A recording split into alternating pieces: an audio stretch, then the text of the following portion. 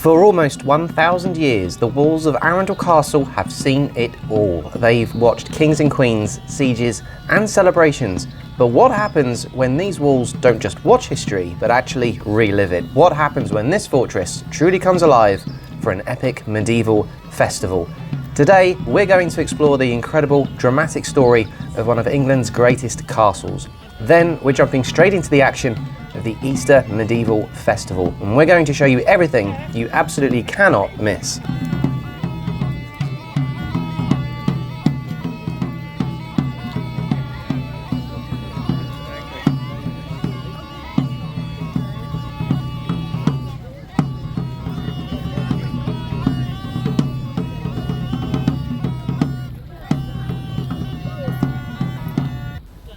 This isn't just any castle, this is Arundel Castle.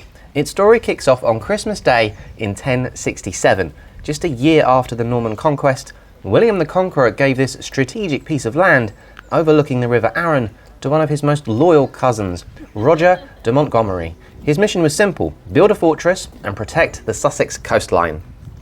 What Roger built was a classic Norman motte and bailey castle. Picture a huge earthen mound, the motte, with a wooden tower on top and a large fenced-in courtyard, or bailey, down below. It was a serious statement of Norman power. Built for pure defence, the original mound dug out in 1068 still stands an impressive 100 feet high from its dry moat. But the castle was just getting started. In the 12th century, it passed to William de Albany. De Albany was the one who started swapping wood for stone, building the magnificent stone keep that still crowns the motte today. It was this very structure that welcomed Empress Matilda in 1139 as she prepared to fight for the English throne. Welcome to the Easter Medieval Festival, where the castle doesn't just look at history, but actually relives it.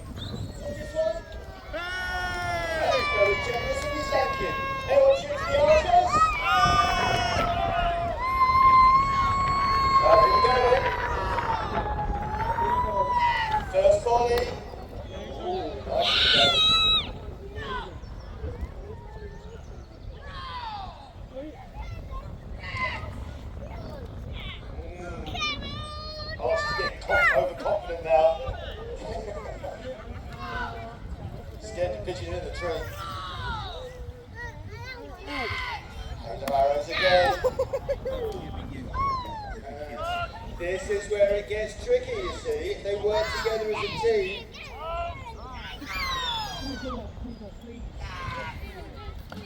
Oh. Come on, archers. Who's shooting the archers? Who's shooting the knights? Oh, there goes the squire. Quick and fast. Right, pick up the post archers. Come on, get the Yorkshiremen. Come on. He's gone. Take the Baron. Oh. It's a win for the archers. Okay, quick practice, because I know this is one of the first events that you might have been to this year. Show me your hands, please. Take your hands and strike them together.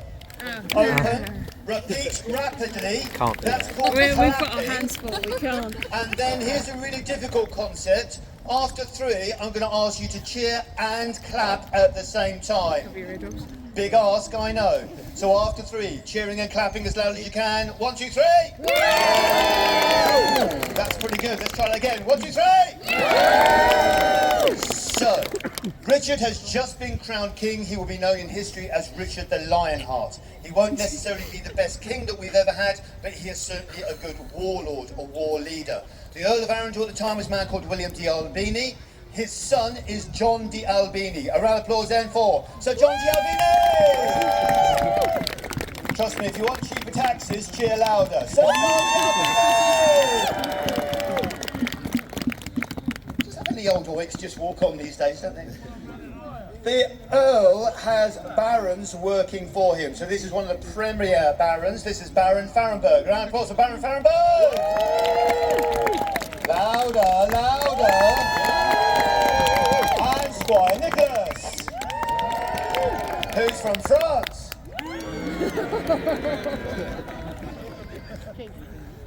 We were very friendly to the French at this period, I'll have you know. In fact, the king himself doesn't speak a word of English at all. He only ever speaks French. So let's try it again. Nicholas from France. You just can't do it, can you? Then we have Walter de Manny. Baron de Manny. Come on, round of applause for Walter. His 900th birthday was yesterday. Big round of applause for the birthday boy. Oh, come on. You went, 900 years old? Come on. Thank you. Then we have Samar Gobel, Baron Gobel. Samar. Louder, come on, he's a local boy. You get a squire as well. Good for you lot. Then we have, all the way from Yorkshire, Sir Christopher Gregory! Follow him in then, come on.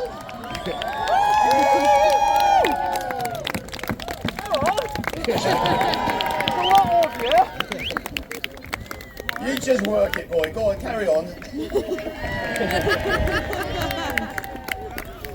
Oh well, they say it's the flashing emojis. And then we have Sir William Decker. Louder, come on, he's got a long way to walk. Where's the Yorkshire boy going? No. Right, so gentlemen, if you'd like to go up near to the audience, we'll talk about throughout armour. You might have to move around a little bit. So when we're talking weapons and armour, you'll notice the shield, this big shield, a kite shield. Some of them have got flat tops, some have got round tops. It acts as another barrier. So it's made out of wood, covered in leather. So it's acting as a barrier. They don't want to be hit by the nasty crossbows. If you were here for the archery demonstration, you would have heard about those. So underneath all of that, when they take away that barrier, you've got armour. What is the name of all of those metal rings joined together? No, it's called maille. M-A-I-L-L-E, from the French Norman word maille, which means chain. The Victorians looked at that, said it looked like chain, so therefore called it chain mail. They've been peddling chain mail, which the translation is chain. It's like naan bread. What does naan mean? Bread. So what's it called? Mail. What's it called? Tell your teachers, people. So the mail stops you being cut. Underneath the mail is all the padding called Ackerton or a Gambeson, so that stops all the heavy impact blows. Helmets. Conical helmets, take a step forward, please. Conical cone-shaped helmets, deflecting weapons, particularly nasty arrows and crossbow bolts. Piece of metal down the front. Nasal guard to protect the front of your face, and then later on, Sir Christopher all the way down the far end has got a plate of metal on the front, again to protect more of his face. Then we have got the flat-topped helmets. So this is how the helmet then changes, it evolves. It's like a giant bucket on top of your head in effect. You've got a faceplate on some of them, and then a fully enclosed with the Baron. Again, it limits your visibility, but it gives you far more protection. First weapon of choice would be a spear. Normally, many of these men would be mounted on horseback, so would charge on horseback into the battle. Spear, then later on you call a lance, that's going to break. Then your next weapon of choice might be a sword. So this would be double-edged, come down to a point. It's a hacking, slashing weapon at this particular period. Can't cut through the mail armour, but if you hit somebody hard enough, you're going to break their bones. That's the idea of it. Then you've got other bludgeoning, nasty weapons. You've got the mace. So Sir William down the far end here. Sir John's got a mace up here. Anyone got an axe? No axes for this one. So that's the sort of weapons that you can see that we're going to be using today. Everything that you see is a free fight. It's an open fight. We don't choreograph this at all. It's certainly not scripted, as you'll find out throughout the day. Right, so you're going to pair up then, gentlemen. So let's do a combat demonstration for you. As near to the audience as you possibly can, please. Right, so you can see that shield offers a lot of protection. Really tricky to get around. Obviously, the closer the weapon, the shorter the weapon, the more damage you're likely to take. That's the maces.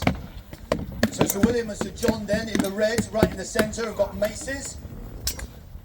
What you're looking there is to hit the person and break the bones. Swords, obviously, long slashing weapons. Nasty on the old legs. It wasn't regarded as being very chivalric. Not nice to hit somebody beneath the knees. Wasn't the done thing. So you can chop everything else off, but just don't go beneath the knees. Polite, really. You can see then that the sword gives you an advantage of distance. The spear is the best weapon to use, but it's made out of wood, so eventually it's going to break. You might think just with those narrow slits that it's very, very difficult to see, but a lot of the times you get the air holes in the front of those plates, and that means you can look through the holes to see where the enemy's feet are.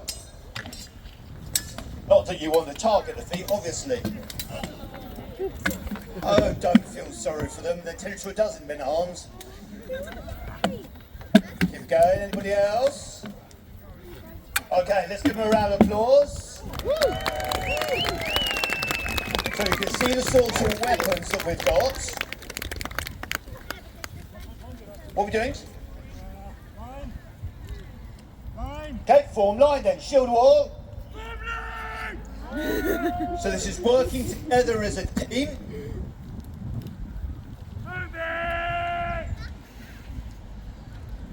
So on the battlefield you need to work together as a team, and normally you'd have this amount of men supporting maybe one knight or one baron. So the guy right in the centre then with a black and white shield, that's Baron Farrenberg. So imagine that all of those men there are supporting him. We've got different coats of arms, different heraldry out here. Time we get to King Richard I, people want to be identified on the battlefield. So this is manoeuvring backwards and forwards, just so that they're positioning in front of the enemy that they want to attack. You should hear the command and then the command repeated.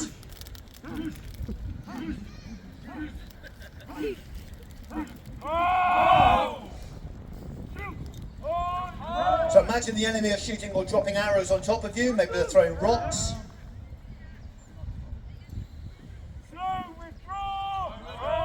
So slow withdrawal is not the same as running away.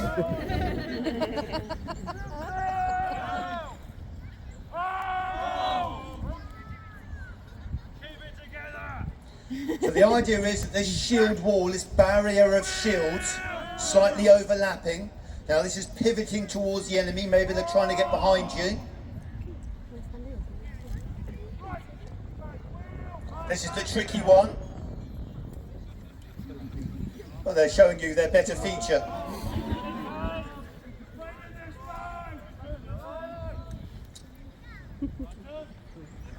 See how quick they are! Reform on me!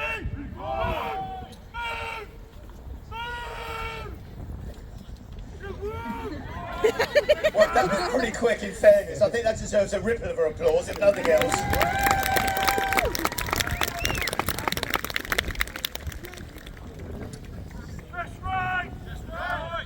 So, repositioning, trying to find an enemy they want to attack.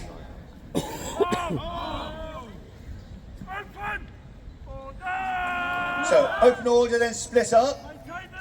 That might allow another line to come through, that might allow their cavalry, their men on horses to come through.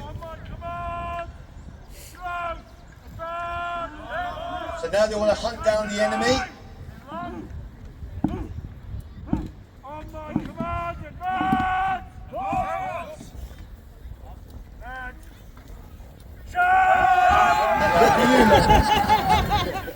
That's a round goes to the shield wall.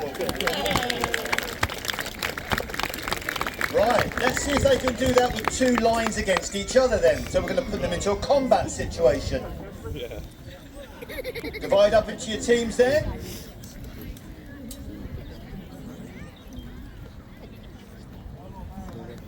So, top of the team, or the team at the top of the hill here, rather. So, the team nearest to me, in red. This is Team Arundel. So, round of applause then for Team Arundel, nearest to me. And furthest away, so that's the black and the yellows. They are Team Farrenberg. Round of applause for Team Farrenberg. Yes, booing is permissible, but just do it louder. So, Arundel, the local boys going down the hill. Are you cheering on Arundel? Cheering on Arundel! Well, you didn't do it loud enough. So at the moment, then the shield wall pressing against each other, trying to find gaps. Come on, cheer them on. They fight better if you cheer them.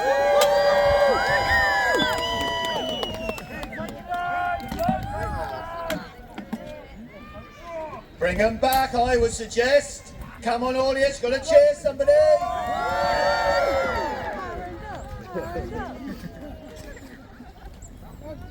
Now, a little tip, audience, the more you cheer, the more they fight better. Just saying. Who's cheering for Arundel? That's better. Who's cheering Arundel? Much better. Right, here comes Farrenberg up the hill. It's like a steamroller, this.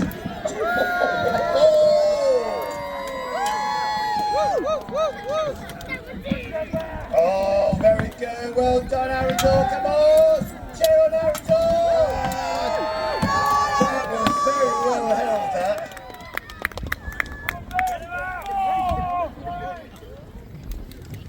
Well done, Arundel. That really did.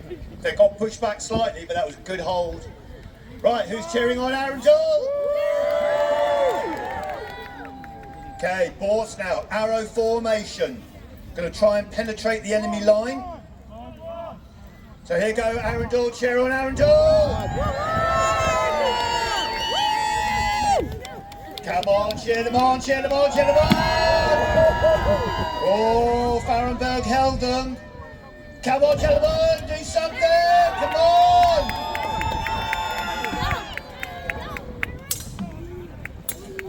So who's cheering on Arundel? Cheer on Farrenberg, come on, cheer them. This will normally be last person standing. Come on, Arundel's getting pushed back. Come on.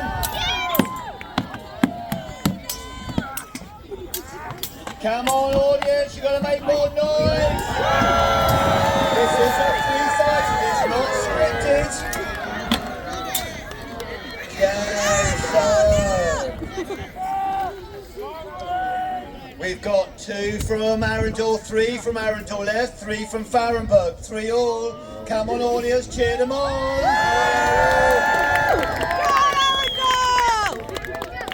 Come on, here we go, Arundel's going again. Nicely done, come on, the line's split up. So Christopher's got a little shield, he's had enough of that. Go on, bring him down. So Christopher's down. Come on, finish him off. Okay, Christopher's down. Come on, take the Baron down. Come on, take him down. Cheer on Arundel. Baron's got rid of his shield. Come on then. Sir John Galvin with the Earl's son versus the Baron. Who's going to win? John or the Baron? Make some noise, audience! Remember, this is not scripted. We do not know who's going to be the winner. The more you cheer, the more they fight. Come on! Come on, Sir John, finish him off!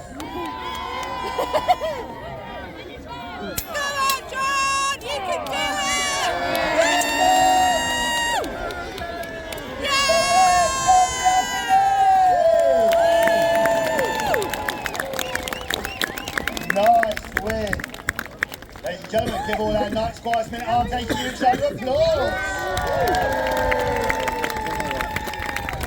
Nicely done. Keep cheering, there's a few still lying down.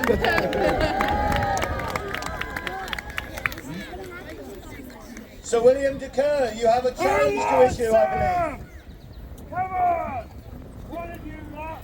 Anyone wish to challenge Sir William? Who wants it?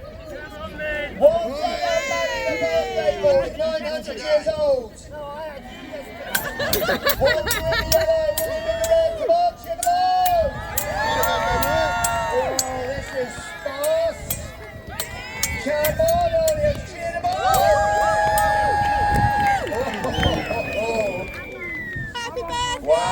Walter in the yellow, William in the red. Who you cheering, audience? Come on, make some noise! This is good work.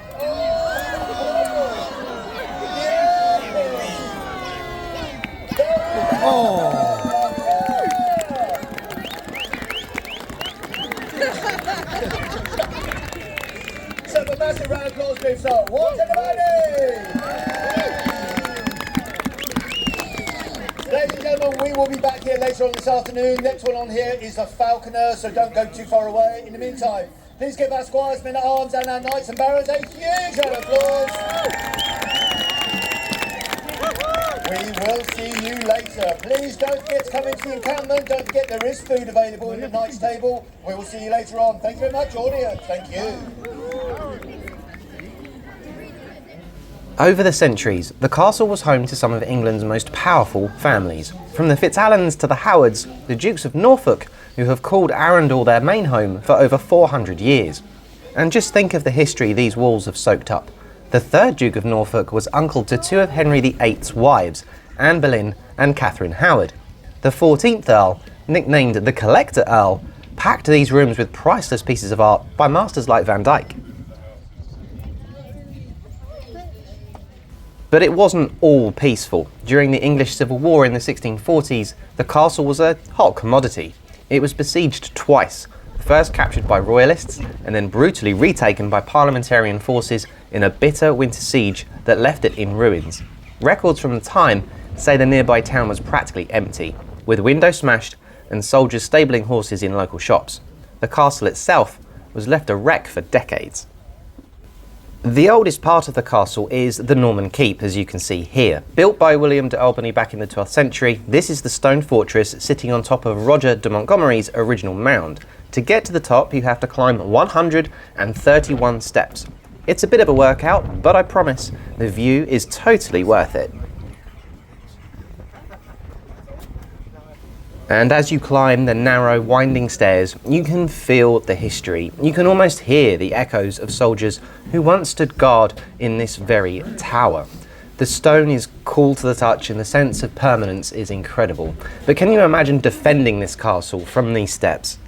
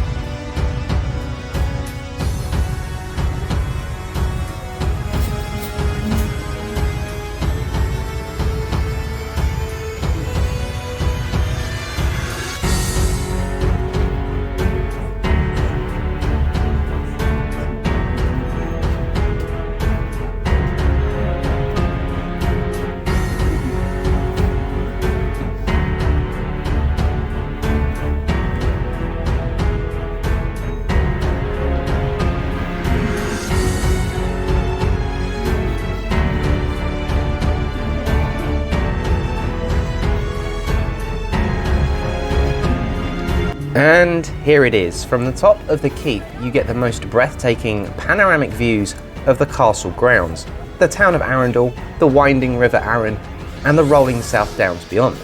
You can see the entire festival camp played out below, like a medieval painting on a green canvas. It really shows you why this spot was chosen almost 1,000 years ago. From the keep, we can explore other defences like the massive gatehouse and the Barbican, which was an outer defence built to protect the main entrance.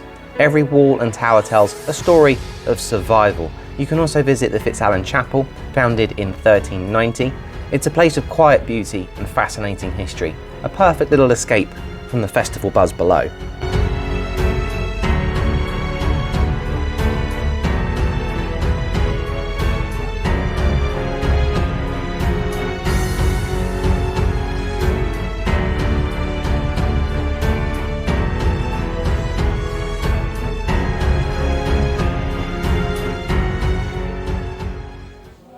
It wasn't until the 18th and 19th centuries that the Howard family began a massive restoration.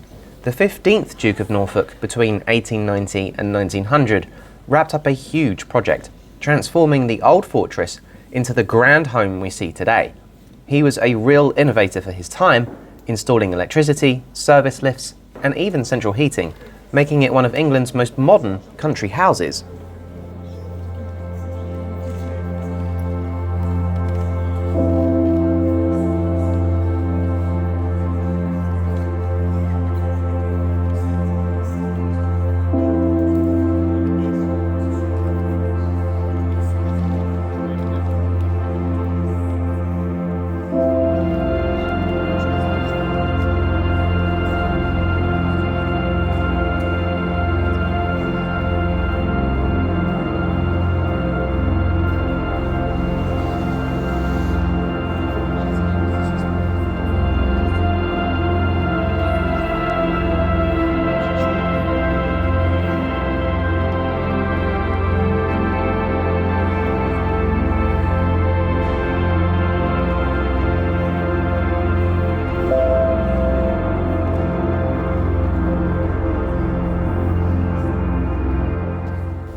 Inside the main castle apartments, you're transported to a completely different time, the world of the Victorian aristocracy. Thanks to those 19th century restorations, you can walk through stunning rooms filled with fine furniture, tapestries, and an unbelievable collection of art and treasures gathered by the Howard family over generations. It's a huge contrast to the rough stone of the keep and shows how the castle has evolved from a military fort into a grand ducal home.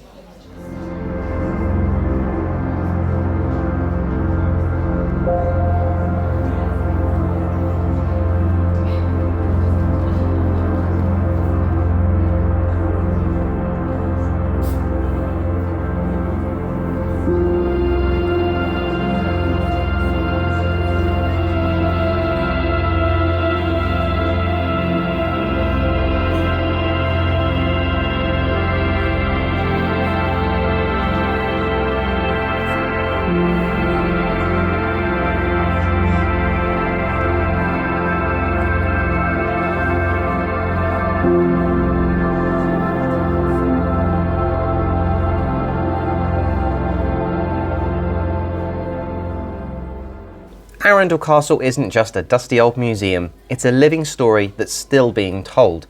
It's a place where nearly 1,000 years of English history, of conquests, civil wars, and powerful dukes is written into the very stones. And we will be back for part 2 of this video, so please subscribe and we'll see you in the next video.